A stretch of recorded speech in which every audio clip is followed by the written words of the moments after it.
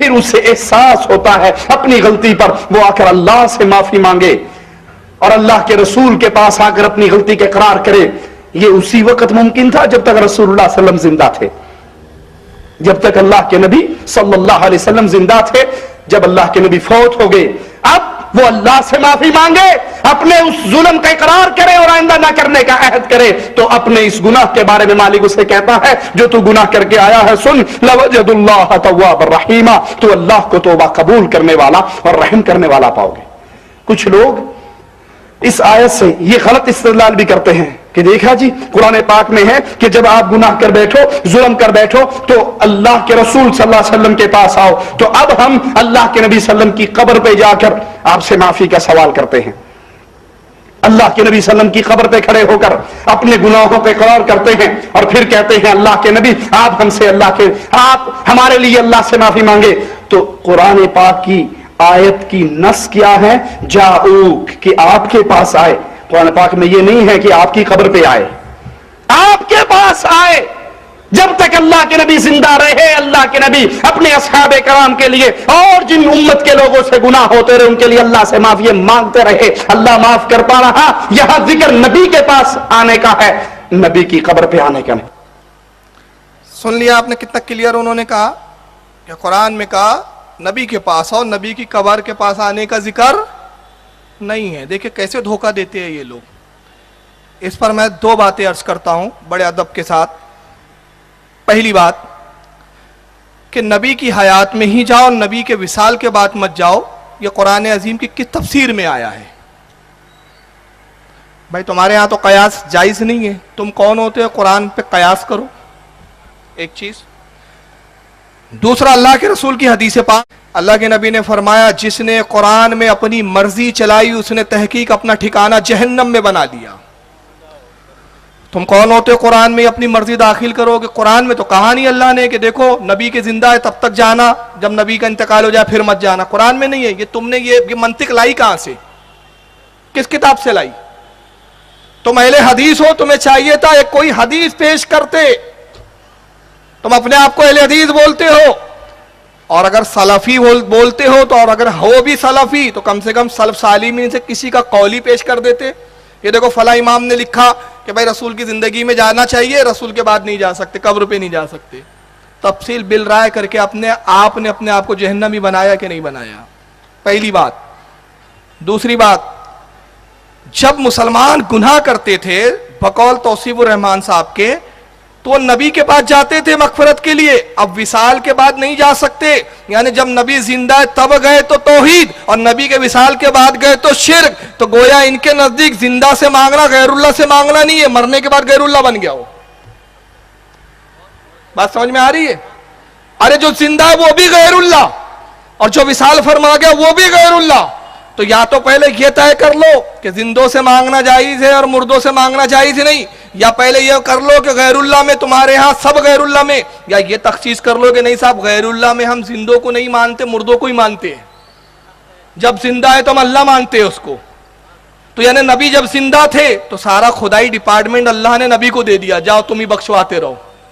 اور جیسی نبی وصال ہو گئے تو اللہ نے کہا خدائی ختم، اب ڈپارٹمنٹ میرا ہے، میرے پاس آئے، تمہارے پاس نہیں جا سکتے، تم تو مردہ ہو گئے معاذ اللہ۔ یہ منطق آپ نے کہاں سے لائی؟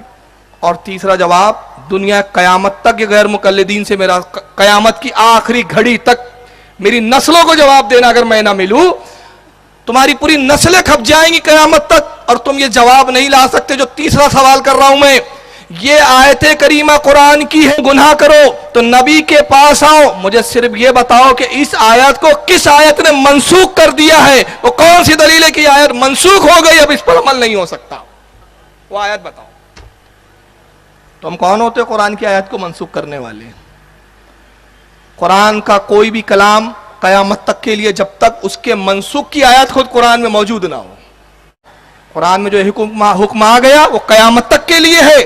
اگر یہ حکم آیا نبی کے زمانے میں، نبی پر یہ وحی آئی کہ اے ایمان والو، اے لوگو، اگر تم جانوں پہ ظلم کرو تو نبی کے پاس آؤ، تو یہ قیامت تک کے لیے حکم ہے، ورنہ تمہیں ثابت کرنا پڑے گا کہ اس آیت کو کس آیت نے منسوخ کیا ہے، اور وہ قیامت تک تم ثابت نہیں کر سکتے۔ اب آئیے یہ آیت منسوخ نہیں ہے، اس کی دلیل دیتا ہوں، اور پھر اتنے حوالے سناؤں گا کہ ان کو بھی اپنے اہل حدیث کہنے پہ شرم آئیں گی کہ ہم نے یار یہ نام کہاں سے چرا لیا ہے، ہم تو ہے ہی نہیں وہ کام، منصب کے لائق ہی نہیں ہے۔ آئیے آپ کو اسکین پیج بھی دکھاتا ہوں، ہاتھ میں کتاب بھی موجود ہے، تفسیر نصفی، تفسیر مدارک جس کو بولتے ہیں، یہ ہاتھ میں اس وقت موجود ہے، جلد نمبر 1۔ حضرت علامہ عبداللہ بن احمد بن محمود نصفی علیہ رحمہ کی یہ قرآن کی تفسیر ہے۔ آئیے سنیں اس تفسیر میں کیا ہے۔ اس کا صفحہ جلد نمبر 1، صفحہ نمبر 234، سورہ نساء پارہ نمبر 5، اور اس کی وہی آیت کریمہ آیت نمبر 64، وَلَوْ أَنَّهُمْ إِذْ ظَلَمُوا أَنفُسَهُمْ جَاءُوا۔ اسی آیت کی تفسیر میں امام نصفی امام تفسیر مدارک میں کیا لکھتے ذرا سنیں، کہتے ہیں قیل جاء عربی بعد دفنہ علیہ السلام، کہتے ہیں روایت بیان کی گئی، اور یہ روایت پھر بعد میں بتاؤں گا کن کن کی سندوں سے ہے۔ کہتے ہیں کہ روایت بیان کی گئی کہ نبی پاک صلی اللہ تعالی علیہ وسلم کے وصال کے بعد ایک عربی آپ کی قبر پر آیا۔ کیا کہہ رہے ہیں؟ ایک عربی قبر پر آیا رسول اللہ کی، کب آیا؟ وصال نبی کے بعد۔ اور توصیف الرحمان کہتے ہیں وصال نبی کے بعد نہیں جا سکتے، اور حدیث بتا رہی ہے کہ وصال نبی کے بعد آیا۔ اس کے راوی حضرت علی ہے اس حدیث کے، بعد میں سند پہ بات کروں گا۔ کہتے ہیں کہ کیلا کہا، روایت کی گئی، بیان کیا گیا، جاء عربی بعد دفنہ علیہ السلام فرما بنفسہ علی قبرہ، اور اس عربی نے، اس عرب کے شخص نے اپنے جسم کو قبر رسول پر گرا دیا۔ وحسا من ترابہ علی رأسہ، اور قبر نبی کی مٹی کو لیتا اپنے سر پہ ڈالتا، اور رسول اللہ کی قبر کی مٹی کو لیتا اپنے سر پہ ڈالتا۔ قلتو، اور اس نے کہا، وقال، اور اس نے کہا، یا رسول اللہ، اے اللہ کے رسول۔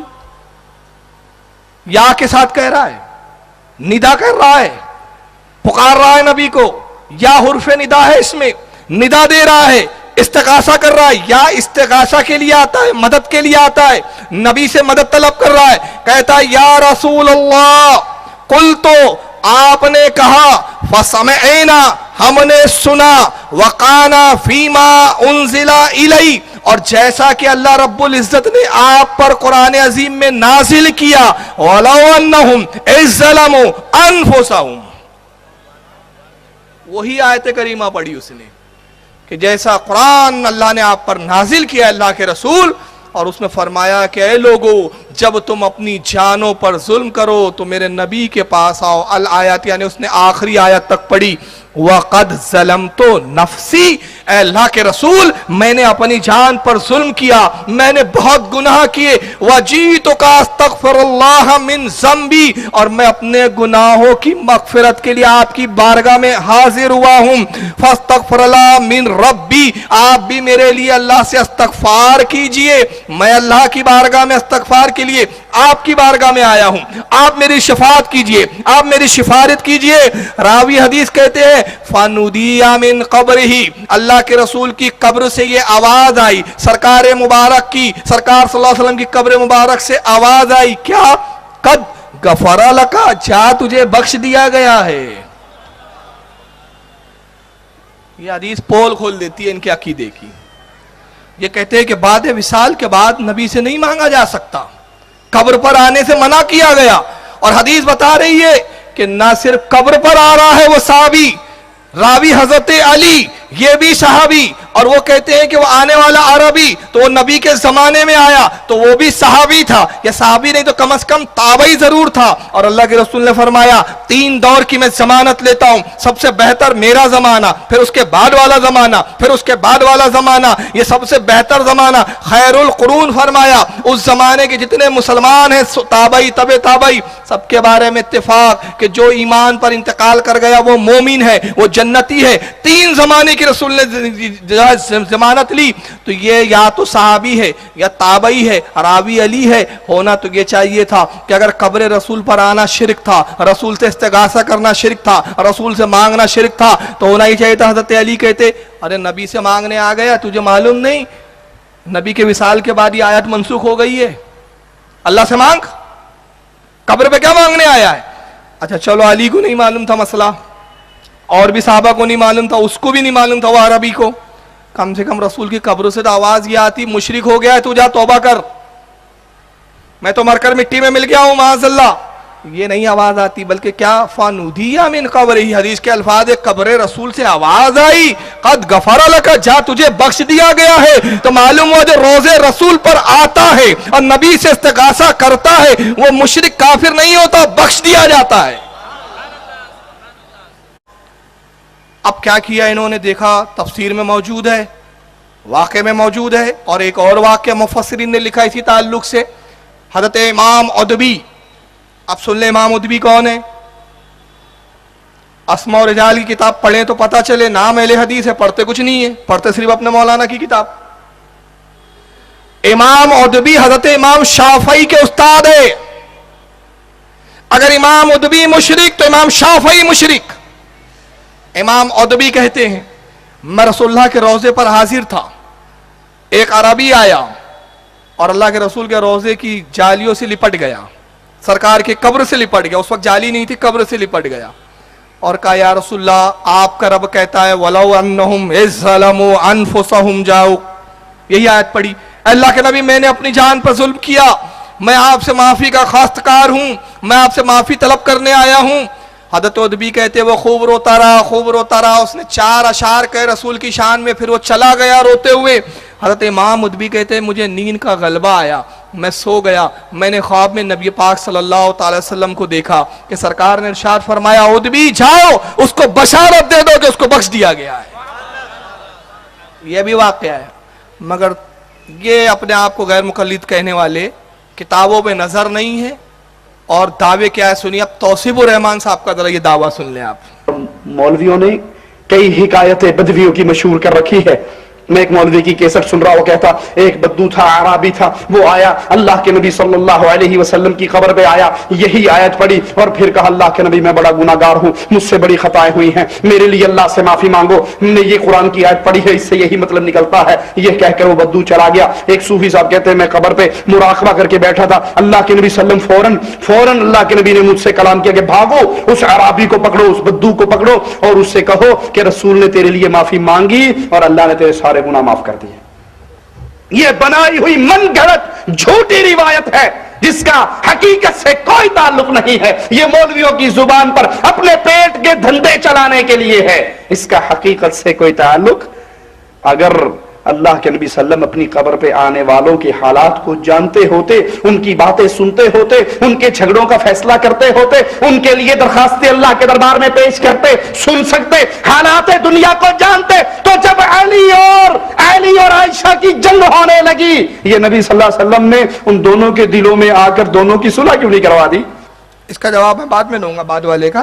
बहरहाल पहले इतना सुन लिया आपने, ये वाकया मनगढ़ंत है, मौलियों ने पेट के धंधे के लिए यह झूठी हदीस मनगढ़ंत गढ़ ली है। ठीक है भाई, पेट के धंधे के लिए तो मौलियों ने गढ़ी, शायद आपने भी सऊदिया को खुश करने के लिए पेट के धंधे के लिए इस रिवायत का इनकार कर दिया है। धंधा तो आपका मालूम हो रहा है भाई, अगर हमारा पेट का धंधा होता तो हम किताब लेके नहीं बताते। तू तो बगैर किताब की अपने मतलब घर की प्रॉपर्टी दीन को समझ के जिस चाहे रिवायत को चाहे ज़ईफ बोल दे, जिस रिवायत को चाहे मौसू बोल दे, जिस रिवायत को चाहे मनगढ़ंत बोल दे, तुम्हारे घर का दीन है, जिसको चाहो तुम बोल दो। तुम खुद मुहद्दिस हो, तुम खुद मुज्तहिद हो, ना तुम इमाम मानते हो, ना हदीस मानते हो, ना रसूल का कौल मानते हो, तुम मानते कुछ नहीं हो, तुम अपनी तबीयत मानते हो। चलिए अब आईना दिखाता हूं। मैंने कहा ना कि गैर मुक़ल्लिद जाहिल फिरके का नाम है, ये मेरे पूरे तकरीरों में यही मौजू रहता है, और मैं ये कोशिश करता हूं कि अवाम के जहन में अच्छी तरह बिठा दूं। और आप खुदा की कसम ये बिठा लीजिए, इनके झुब्बे से इनके काला रसूलुल्लाह का वो जो हलकों से निकालते हैं ना काला काला, इसको देखकर कभी मरूब मत हो कि बड़े इल्म के जानने वाले हैं। और ये झूठ बोलना बंद करो, इनको खुद अपने घर की खबर नहीं मालूम। इनके बहुत बड़े अल्लामा है इब्ने कसीर, इब्ने तैमिया के शागिर्द, और तफसीर कुरान में ये सबसे मोतबर तफसीर इब्ने कसीर की तफसीर को मानते हैं। आइए इस वाक़े को इब्ने कसीर ने ही लिखा है, लीजिए, और छपी भी सऊदिया से है। بغل میں سعودیہ میں بیٹھے ان کو خود نہ تفسیر پہ نظر ہے نہ حدیث پہ نظر ہے. سعودیہ سے چھپی ہے قرآن عظیم کی تفسیر, تفسیر ابن کثیر. اس میں ابن کثیر نے اسی آیت کی تفسیر میں وَلَوْ أَنَّهُمْ إِذْ ظَلَمُوا أَنفُسَهُمْ جَاءُوكَ, اسی آیت کی تفسیر میں لکھا وَقَدْ ذَكَرَ جَمَاعَتِهِ مِنْهُمْ الشیخ ابو منصور صباغ فی کتابہ, سند کے ساتھ کہتے تحقیق کے ساتھ, وقد تحقیق کے ساتھ, ذکرہ ذکر کیا, جماعتہ منہم الشیخ ایک کثیر جماعت نے جن میں شیخ ابو منصور صباغ بھی ہے. اور پھر وہ پوری روایت لکھی, اور اس کے بعد وہ پوری روایت لکھے قالا کنتو جلسن اندہ قبر النبی صلی اللہ علیہ وسلم فجاء عربی فقال السلام علیکہ یا رسول اللہ سمعت اللہ یقول ولو انہم الظلم انفسهم جاؤ فاستغفر اللہ واستغفر لهم الرسول لواجد اللہ تواب الرحیم وقد جیتک مستغفرا لذنبی مشفعا بک الی ربی. وہ پوری روایت انہوں نے وہی بیان کی, اور جو میں ابھی اس کا ترجمہ سنا چکا ہوں کہ ایک عربی آیا اور اس نے کی, یہ ابن کثیر نے خود لکھا. اب آئیے ذرا حوالے سنیں کہ اس واقعے کو کتنے ائمہ نے لکھا, اور توصیف الرحمان نے صاف کہہ دیا کہ یہ من گھڑت روایت ہے. اب ذرا حوالے آپ گنے, کتابوں کا بتانے کی ذمہ داری میری, اور اس کے صفحات اور اس کی جلد نمبر میں بتاتا ہوں, گنتے جائیں کتنے حوالے ہیں. اس حدیث کو سب سے پہلے میں نے بتایا کس نے لکھا, تفسیر مدارک میں امام نصفی نے جلد نمبر 1 صفحہ 234 پر, ابن کثیر نے تفسیر قرآن کے اندر جلد نمبر 1 صفحہ 461 سورہ نساء آیت 64 کی تفسیر میں, ابن کثیر کے علاوہ امام بہقی نے شعائب الایمان کے اندر جلد نمبر 3 صفحہ 95 حدیث نمبر 7187, امام ابن قدامہ حنبلی نے المغنیوں کے اندر جلد نمبر 3 صفحہ 557, امام قرطبی نے الجامع الاحکام القرآن, یہ قرآن کی تفسیر جس کو سعودیہ نہیں چھاپا ہے, جلد نمبر 5 صفحہ 265, حضرت امام صالح سبل الہدى والرشاد جلد نمبر 12 صفحہ 380, امام سمحودی نے وفاء الوفا جلد نمبر 4 صفحہ نمبر 1361, امام عز بن جامع ہدایت السالکین سالک کے اندر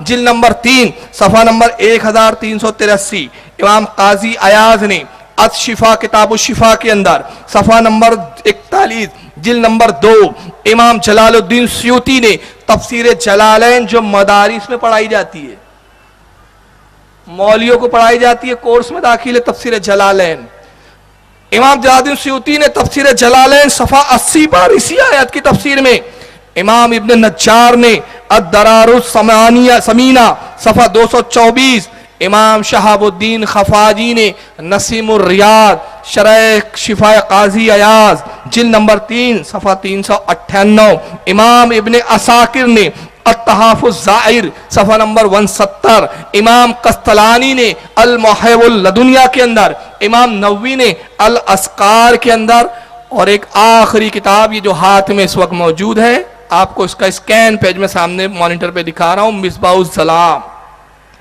کس کی لکھی ہوئی ہے, حضرت امام علامہ امام محمد بن موسیٰ المراقشی جن کی ولادت پیدائش 606 ہجری, ان کا وصال ان کا انتقال 683 ہجری, پوری اسی حدیث پر انہوں نے سند کے اوپر کتاب لکھ دی ہے پوری. اس میں وہ تمام اسانید وہ تمام سندوں کا ذکر کر دیا, اور اس پر پوری بحث ڈال دی اس میں کہ یہ حدیث صحیح ہے اپنے اسناد کے اعتبار سے, متن کے اعتبار سے, حالات کے اعتبار سے, اور اس کی سندیں کن کن لوگوں سے آئی ہے, کتنی اس کی اسناد ہے, اس اسناد کے تعلق سے پوری ایک کتاب ہی مصباح الظلام لکھ دی.